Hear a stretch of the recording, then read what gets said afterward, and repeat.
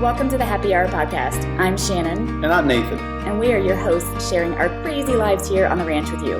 We're husband and wife, and we're going to chat with y'all about what's happening here at the ranch, in the world, and whatever else we're fixating on.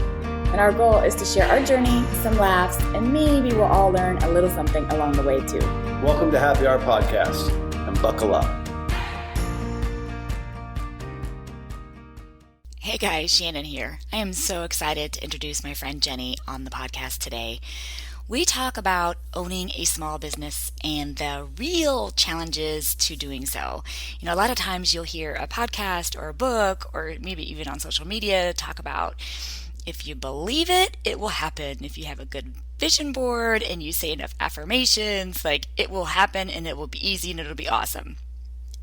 And maybe that's the case for a very, very small amount of people who go into a small business. However, I don't know that there's enough out there that talks about the real day-to-day struggles and challenges, and my friend Jenny and I are going to share that with you. Jenny Fuller is a wife, a mom, a studio owner, and she has many other hats. She owns an incredible fitness studio up in Dallas, Texas, and I'd love for you to welcome her to the show. Hey guys, welcome to the Happy Hour podcast. This is Shannon, and I am uber excited to have my amazing friend Jenny on this podcast today. And Jenny is from Dallas. I did a little intro about her already at the beginning, but welcome, Jenny. Hello. Thank you, Shannon, for having me. I'm very excited. I am so excited that you are here. In the intro, I already talked about you being a really good friend of mine, and that how long has it been that we've known each other? It's been at least 10 years, right? Yeah, CrossFit days. So Harper was little, so like 2011 or maybe even earlier than that, Shannon. I know. Gosh, it's crazy. And since then, we both have done so many massive changes in our lives. Yeah, you left me and moved to California. I did. I left Dallas, moved to California for a hot minute and decided that wasn't going to work. And then came back and picked a different area to live in that I absolutely love. And you went and opened an incredible business. Yes. So in 2000, I started teaching yoga in 2011, right when my daughter was born. And then I stayed at one studio for years and years and years, and then decided during COVID that I could do it a mile and a half away from her. And you opened an amazing studio. Thank you. So it's called Karma, and just tell us what Karma offers. Okay, so it is called Karma, and the reason it is called Karma is honestly it's changing its meaning, because I opened in 2021 and went through a divorce, literally told the girl I was teaching for 10 years daily that I was going to move away for, open up my own a mile and a half. And those were all like, that's why I called it Karma, was look what I get to give. But now being 2 full years in, Karma means a whole different meaning to me. It means like, sometimes I wish I could call the studio owner that I left and be like, how in the hell did you do this? Because I need help. I need guidance, and I probably will, to be honest. I'm thinking around Christmas, I do want to call her because she moved states away. And I'm like, maybe you're smart. Maybe you knew something I didn't know. But anyway, it is I did CrossFit for years, and then I would always teach yoga or do yoga in the heat. So I was always like, why do we not have a one-stop shop? Meaning like go into one place and then you can either choose, you can do your weights or you can choose to do infrared heat. So I built that. I thought it was going to be an issue, like with the wall and the sound and all that freaked me out. That's not an issue at all. There are issues, but that's not an issue. I have like the best flooring you can get for your joints. I have the state-of-the-art infrared panels that are truly healing from the inside out.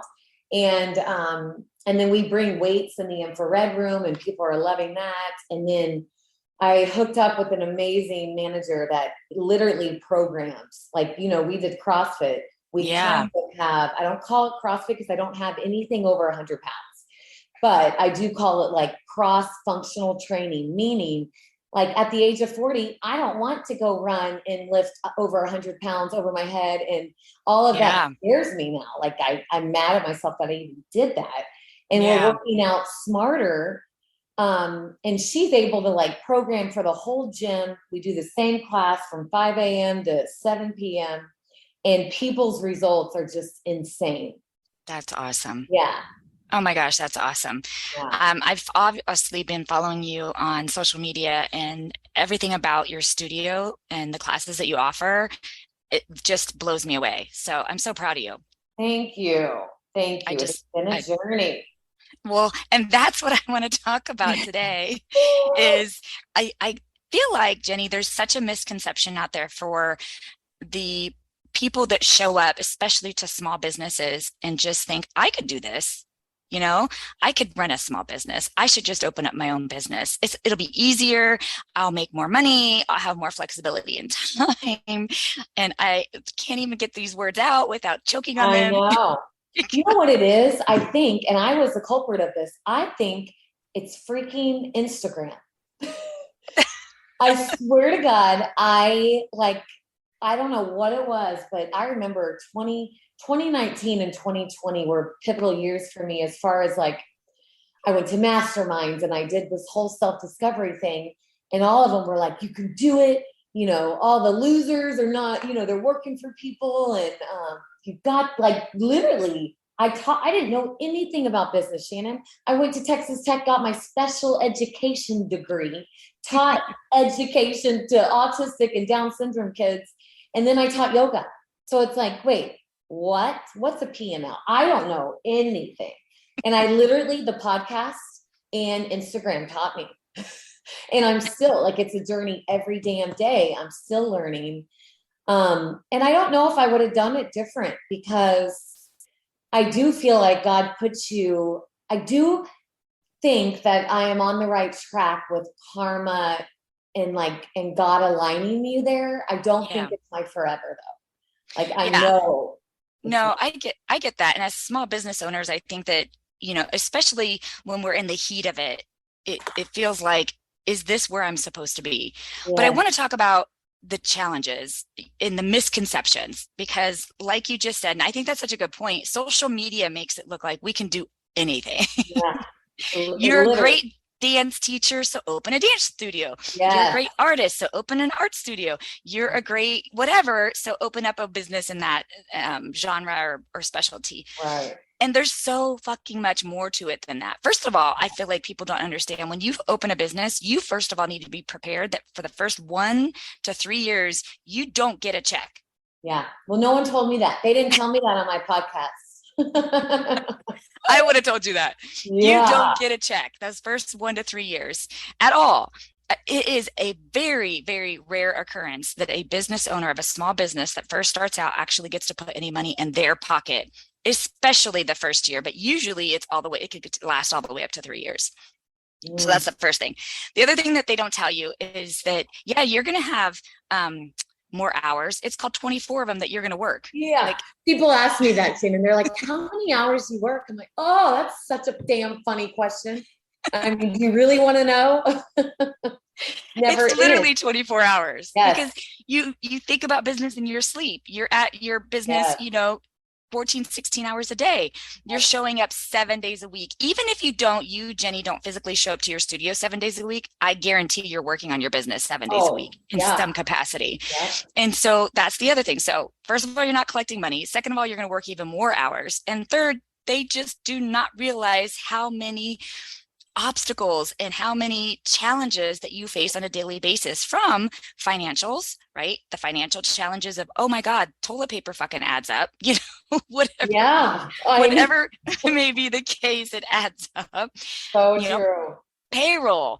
And then that's the other thing they don't talk about. Unless you are running a business where you are literally the only person that can do the bit, you're like you are the business. That, which is not, that's kind of a rare thing unless you're like a digital person online or whatever may be the case. But if you've got a brick and mortar business, you more than likely have at least one employee, if not more. Yep. And so managing those personalities, managing, inter-office, we'll call it, communications and making sure that people are getting along and making sure people feel respected, but also that they are trustworthy, and that, there's just all of those dynamics Totally. Yeah. I'm on glad top you of did it. it, Shannon. Yeah.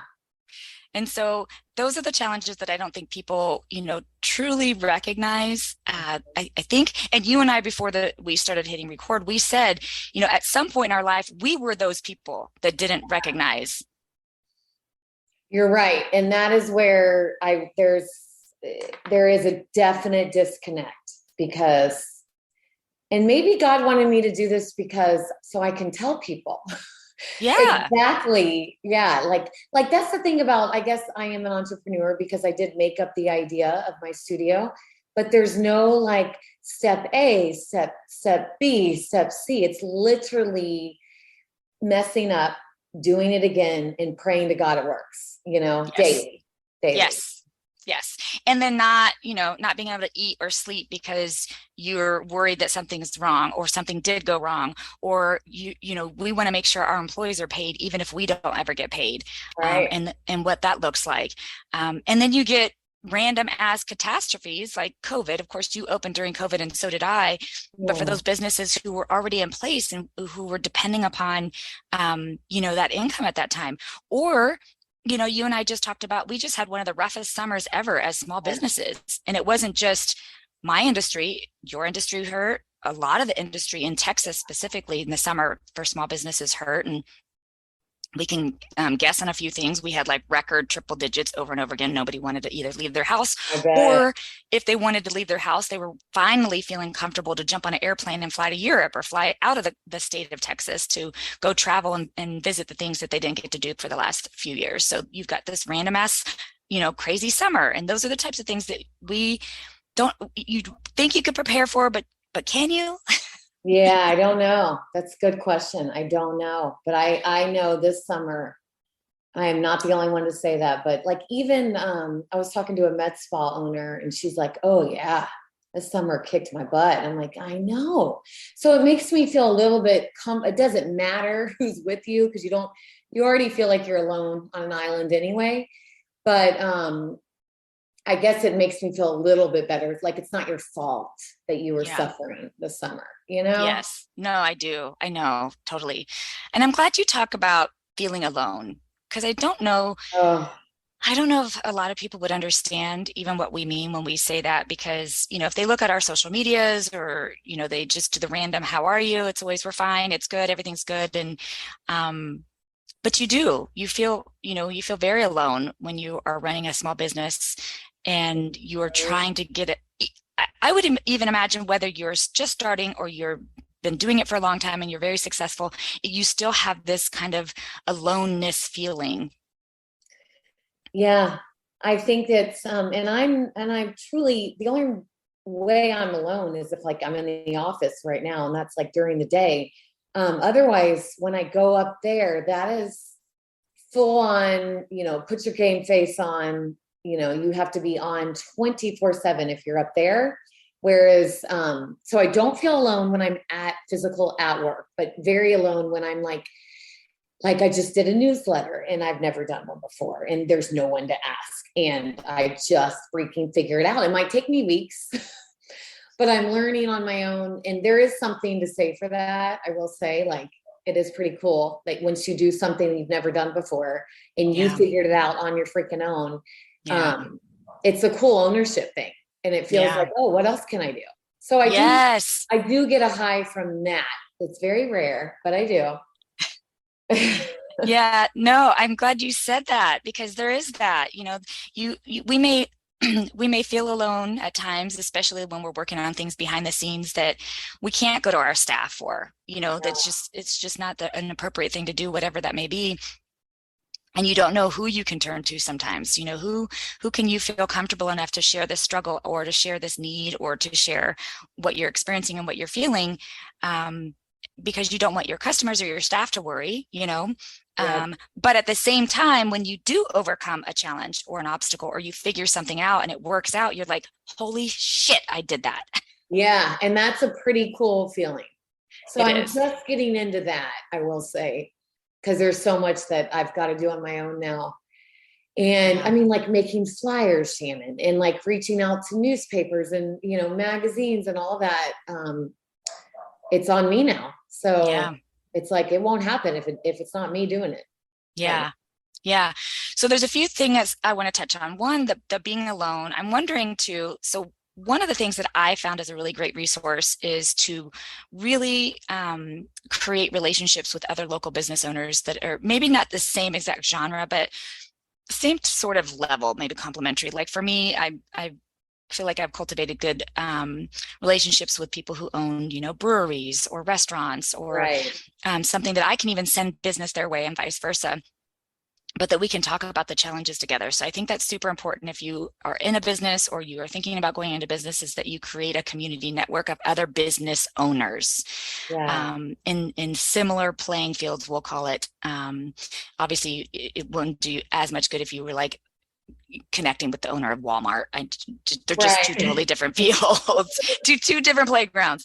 So I think that's one thing to consider when you're talking about small businesses and stuff like that. And then to find the celebrations, because sometimes you get stuck in the muck of it. I mean, you're stuck in the muck of it. I got to get payroll. I've got to pay this loan. I've got to order this shit. We're out of toilet paper. We're this, we're that. And it just goes, on and on and on. But then something really great happens, or you get a great email from a customer or whatever may be the case, or your employee's feeling really great and is excited about working for you. And to celebrate those wins when they happen, really to really genuinely pause and take that in. Versus just taking it in stride, because otherwise you can feel really beat down, because you will definitely know when shit's not going well. No, I would say like before 5 a.m. I have to put out fires. Yeah. So you will definitely, you are the first person that over, 25 people will contact. So that's the hard part too. Like I'm not used, you got to remember, I'm not a business owner. I'm not in business ever my whole entire life. So I'm always like, okay, let's tell someone else to handle it. It's not me, but that's a lot of pressure that, like, if the bathroom's leaking, like the other day, our shower went out in the men's bathroom. So it's like, who can I call? I got no one. So I get it. It's more, but I will say, once you fix the problem, then you go on to the next problem, really. But it is satisfying to be able to be the person to fix stuff, I guess. Like, I have to turn it around in my head. Hey, it's Shannon here. Do you want to know my number one secret to feeling good, including helping to ease my anxiety and stress? Yoga. I know, don't roll your eyes. But seriously, one of the best things I did for myself over a decade ago was delve deep into the rich yoga philosophy, history, and practices, which provided some incredible tools for healthy living, as well as inviting so much peace and joy into my life. And at the time, I had no intention of teaching yoga. I did it purely for me, to find love and acceptance of myself and the world around me, and I did. Of course, the training can also help if you want to then share the gift of yoga with others. All that to say, did you know that we now offer a yoga teacher training, including a 100% online option, so that you can go completely at your own pace? Our online platform is bursting with so many incredible resources, including videos, workbooks, templates, and more. Plus, we have optional weekly live sessions and the ability to add on a 4-day in-person retreat right here at the ranch. Not to mention, you get access to the content for life, including our graduates who get to continue to attend the live sessions, if they want, to get CE credits too. So with affordable pricing, a convenient monthly payment option if you like, and the ability to go at your own pace, this is seriously the perfect time to join a community of incredible support, love, and learning. I did it for me, and I'd love to see you do it for you. To find out more, visit mindbodycomplete.com, then click trainings right at the top. Yeah. I would say, for anyone who might be listening and they're thinking about going into a business, of course, it totally depends on the business. It depends on whether it's brick and mortar or online and all those different variations. I think Jenny and I are mostly speaking of brick and mortar businesses at this point. Jenny, I'd like to tell someone this pretty platitude that would show on Instagram, which is do your research, create Right. relationships and, whatever. But the truth is you won't, nothing, no class, no Instagram, no podcast, no book, not even a connection is going to prepare you more than what the job itself is going to do. Like once you're in it, Yep. and you're just going to have to be okay with making mistakes. Like you just have to be okay with things going fucking wrong, because they are absolutely going to go wrong at some point. And you have to be okay with that and be okay with learning through that. Yeah. You have to be okay with not collecting money for a while. You have to be okay with working a lot of hours, and you have to be okay with learning as you go. And I think if you can handle those three things, you'll be fine eventually. Yeah, because it will take a toll on you until you learn it all. Yeah. Because I swear, it's like never the same problem. It's like always something. And someone told, or maybe I heard it on a podcast, but they were like, what do you mean you don't have an issue? Like business is issue. Like that's what business means. So, and then there was another podcast I thought was interesting. They said, there's a difference between self-employed and then a business owner. So like if you're like I'm a business owner is what I call myself, but I'm also freaking self-employed. Like I'm doing it all. So I guess you can't really call yourself just a business owner. Like there's two different things. I didn't know that. Yeah, no, your business that you own is also paying you as a self-employed person. Yeah. Maybe like one day. Maybe. Because I opened officially, our ranch opened in June of 2020, I think is what it was. And so I haven't even I just hit my 2 years, right? Am I adding that up right? Or is it 2021? I know I've been open for a year and a half. So was it 2021, Jenny? 2021. 2021. Nothing was going on. No, actually, you're right. I did not open in 2020. I was still building. I can get this right. The COVID has jacked up my time. We kind of went the same timeline though, because I built all of 2020 and then opened it. Yeah, me too. Yeah. So I opened June of 2021. So we just hit, I think, around a year and a half. We're at a year and a half, and we haven't even come close to being able to pay ourselves. And I don't think people. I think we talked about this, but there's this misconception that, oh, wow, you've got all these, like for you, you've got all these members showing up, or for us, we've got all these bookings, and it's like, they must be making a killing. And I'll never forget, our good friends used to own the Pump It Up in Frisco. Pump It Up is that indoor inflatable party place. And I'm talking about in Frisco, Texas. And our good friends used to own it. And I remember telling them, man, you guys must print money. And I'll never forget, they said, yeah, we do. We have a print fucking machine in our stockroom because we don't make enough. So we have to print that shit ourselves. And let me touch on that, because that is such a huge, I will say, people tell me, you don't need any more clients. Like, there's no way. I'm not going to tell people about Karma because y'all are full and packed. I'm like, hold the fuck on. Just because, prime time slots may be waitlisted. Like, do you understand? It's a full time. Like, do you know my rent? Do you know my payroll? Do you know anything that I have to fill up all the other classes? You're seeing 1 hour a day, Yeah. And that's the most frustrating part is, you're right. Everyone thinks you're a millionaire, that you make a shitload of money, and that you're not paying them what everyone's entitled. They want to get paid more. And that's like the biggest misconception is, hell yeah, I need more clients. Every business wants more clients. Yeah. Yeah. No, I think you're exactly right. There is a huge misconception. And it's hard, I think, and Jenny, you tell me if this is you, it's hard sometimes not to get a little bent when that conversation happens. Cause it's like, you have no idea what went into building this place. You have no idea how much money it took to build it. You have no idea how much money it takes to maintain it, or all these different moving parts. And there's the small, shallow part of me that goes, you go open a fucking business, and then I'll come see you in 6 months to a year, and we'll talk about it. Yeah, no, Shannon, I'm there. What I want to do is like sit down with the whiteboard and just talk to people and be like, this is what I have to pay. This is what's coming in, but that's the new Jenny too. I've never even done any of this until this year, and I'm learning a lot about business that way. Yeah.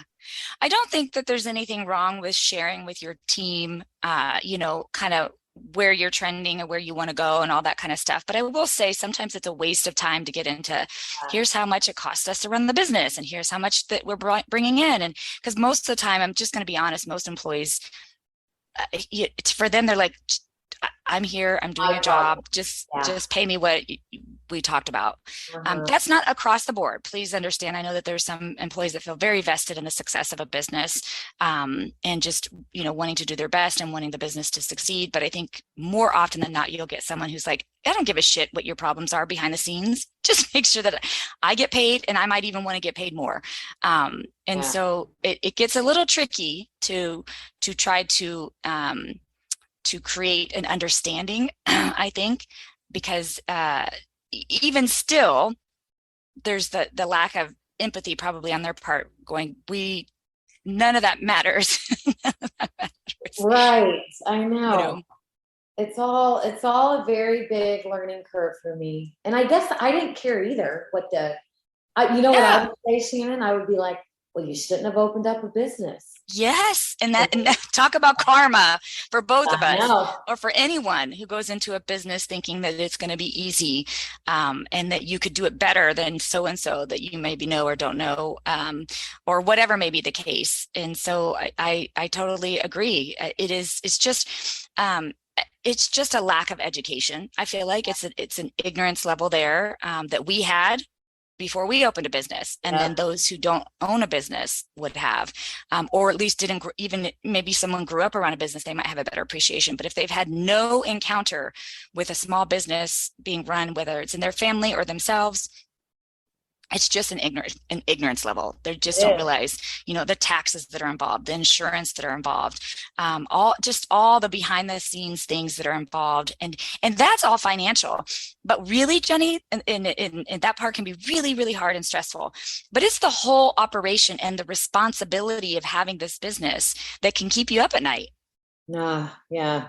Or so stressed, Shannon. Like, I will say my body, when I get stressed, and people think this is a good thing, but it's not, I get real skinny. I'm just like my mom. That's my genetics. And almost like in my brain, I'm like, hold on, I'm losing my muscle that I freaking worked hard for. So I don't like that look. I know some women would like that problem, but like I have women tell me this, like right after I would teach a class, oh, I'm worried about you. You're so thin.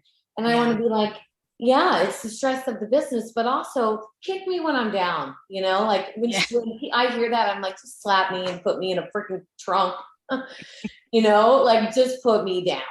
So other people need to know, like, maybe I look confident. Maybe I look like I know what the hell I'm doing. I mean, you don't know what I do behind closed doors, like it is so hard. You lose friendships, you lose, like, I don't even right now, I will say it's been the hardest year up at Karma for me.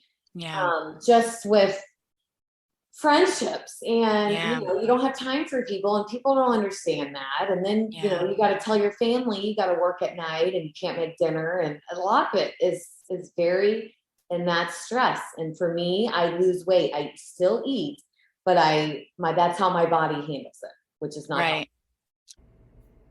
Hey guys, it's Shannon. I'm just going to interrupt for just a second to ask you for a big favor. Will you pause right now and go leave us a review if you haven't already? Or if you're not subscribed, maybe click that little plus button. We are so appreciative. Right. No, but it's true. And I'm sure different people, their body handles it differently depending. Maybe some people gain weight, maybe some people get sick, physically sick. Stress is the number one killer, period, of people. It's the number one cause of heart disease. It's the number one cause of many, many, many symptoms and physical issues that people have. And so there's no doubt about it. And I hate the fact that we have to spend this time to talk about all these challenges. But I feel like it's important because I don't think it is talked about enough. I think people get on podcasts and they get on books and they do these things and they talk about, you can do it. Just like you said, you can do it. It's easy. You could do anything if you believe hard enough, if you motivate, if you say affirmations, if you do a vision board. I totally thought I was high on life and I was gonna, and I don't, I don't want to tell people not to do it, because it is cool, like literally waking up and you get to dictate your day. You get to, you literally, I don't feel like anyone's telling me what to do. That part is nice. I don't know if I could go back to anyone telling me what to do. I'll tell you that. Like, I can already tell you I'm not going to listen to them, because I finally feel like I've stepped into my self-worth, I guess. Like, I'm just listening to Jenny, and that feels damn good. I will say that that's just now happening. Yeah. You know? Yeah. I would say that is the best part of ownership is the boost in self-development, self-awareness, and growing and learning, even through the failures and the challenges and the issues, is you're creating this whole new you while you're doing it. I would actually say that's probably the number one and only benefit. Don't get me wrong. I think every small business has the potential to be very successful. And that, of course, is another benefit. Right. But it is a lot of work. And it is a constant. It's not like you get to a certain point and then you can just relax. There's no such thing as a small business owner, zero. And you also cannot just hand it over to teammates. You found that out the hard way. I've done that myself too, where if you just hand it off and you try to step out of the business as a small business owner, that doesn't work. I used to own a chain of children's art studios up in Dallas, and I sold them. And the person that bought the chain, they thought that they could just let the management staff who was there run it. And within, I don't know, a year and a half, and I had it open for 6 years, doing very well. I think it was within a year and a half, it had to close because they just decided they could be hands off. As a small business owner, I don't believe that. I don't think you can ever be hands off of your business. If you want to be hands off, it's time to sell it. It's time to hand it down to somebody else. And so that's the mindset that you have to have going into this, you are going to own this business. You are going to own it in the literal sense, not just on paper, but you are going to own every aspect of it. You're going to be involved in every aspect of it, period. That is just how it's going to go. That doesn't mean you can't have management staff. It doesn't mean you can't have day-to-day things that are taken care of by other people. But if you are not there to make sure and to be there for them as a resource and to be involved in it, people will stop caring because they'll think you don't care. And I think I screwed up my first, you go back and you're like, what did I do? And I very big, and if you have an ego, then I think you are screwed as a business owner, because like you want to blame and you waste your time blaming. I really try not to do that. I really try to take ownership in everything that I have done wrong. And there's a shitload I've done wrong. Yeah. I will say my first year of opening, I did a lot wrong. And it's humbling when you can like see clearly, this is what you did wrong, and this is what you're not going to go do again. That's how you learn from your mistakes. So I do feel like I can like repair. But the people I've been around business owners where they're just like, that was her fault, that was his fault, that's where you're going to lose, I feel like, because you can never win that way if you don't take ownership of what's going on. I agree. Even if one of your employees does something wrong, that buck still stops with you. Yeah. You still have to own that. There could be so many reasons why they did it wrong. One, because they were trained wrong. One, because they were never really shown exactly how it should be done, or they tried to take initiative, and whatever. There's so many different reasons, but the buck always stops with you. Yep. And so I couldn't agree more about the ego and just, owning it. So I feel like we've talked a lot about what you have to prepare yourself for. I hope we've educated some people on the realities, I think, of owning a small business. But there is, like you said, there is the good stuff. And I don't want to, like you said, I don't want anybody to feel like they shouldn't own a small business, but I do feel like you should cautiously understand that it is not sunshine and rainbows. That you will experience sunshine and rainbows. You have to look for it. You have to celebrate it. You have to be intentional about it. But it is hard fucking work. It's a lot of work. At least if you care, it's a lot of work. Because I'll say that, just like you said, there's other small business owners I have met too who just could give a shit, and that's a whole different thing. And that's not who we're talking to anyway. Yeah. But if you care, it will be hard. It will be consuming, and it will not be financially rewarding for a while. Right. for a while. So if you are okay with all of that, I think you should go for it. Yes, totally agree with you. Jenny, it was so fun talking to you again. I know that your business is going to continue to skyrocket, and I'm so glad that you are learning along the way, and we are here for each other, girl. Thank you, Shannon. I know I appreciate you, and I'm glad that I have you as you're probably like the only mentor I have that has like done the business, and I can truly like just talk to you about real things. I don't really do that to anybody else. So I appreciate you. Oh, I adore you, Jenny. We're here for each other, girl. Yes, absolutely. Thanks for listening to the Happy Hour Podcast. If you'd like to learn more, visit us online at www.happyhourpodcast.org. And you're welcome.